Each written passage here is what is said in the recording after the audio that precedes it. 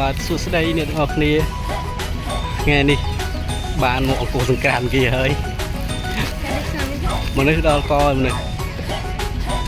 គាត់តែមនុស្សចូលតែកម្មវិធីបួងសួង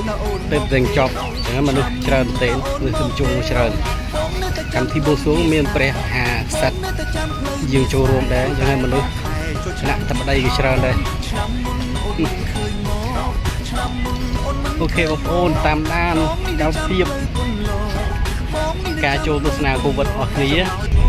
មករំជុំគ្នាចង់ឲ្យអូនមករំជុំគ្នាមិនក៏បងថាចង់ស្រពលឹងអូនខ្វល់តែឆ្នាំមុនអូនមិនបានជួបពីមុនតែដល់ឆ្នាំនេះបងព្រួយបងខ្វល់ជួបពីមុនតាមសន្យាហើយតាមសន្យាហើយអីលើដល់ខែចូលឆ្នាំ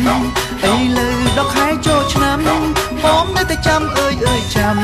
បងនៅតែចាំអើយចាំសង្ឃឹមថាឆ្នាំនេះអូននឹងម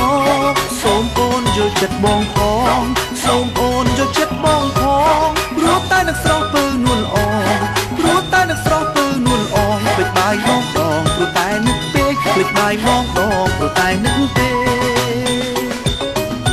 អូនយកចិត្តបងយកអស់ពីបេះដូងយើងនឹងទេសនាស្នងអូនទៅនឹកកលយានខ្ញុំចិត្តអូនមិនអាចបោះស្មានសម្រាប់យល់យ៉ានអូនក៏នឹកបងដែរអូនក៏នឹកបងដែរសង្ឃឹមបានរំនឹងអូនសង្ឃឹមបានរំនឹងអូនឆ្នាំនេះកុំអោយដូចឆ្នាំមុនឆ្នាំនេះកុំអោយដូចឆ្នាំមុនបាត់មុខពុកអូនមកសែនសោកកាមកអូនមកលេងស្រុកយើងមកអូនមកលេងស្រុកយើងទោះបីរវល់យ៉ាងណាទោះបីរវល់យ៉ាងណាចូលឆ្នាំហើយណាមានគេរងចាំចូលឆ្នាំហើយណាមានគេរងចាំអូនមិនទៅណាទេគឺមកជួបកល្យានមកភ្លេចរឿងរ៉ាវទុកសោកទៅអាណាសន្តោសឆ្នាំមុនដែលអូនធ្វើអបកាឥឡូវអូនបានមករំនឹងបងហើយ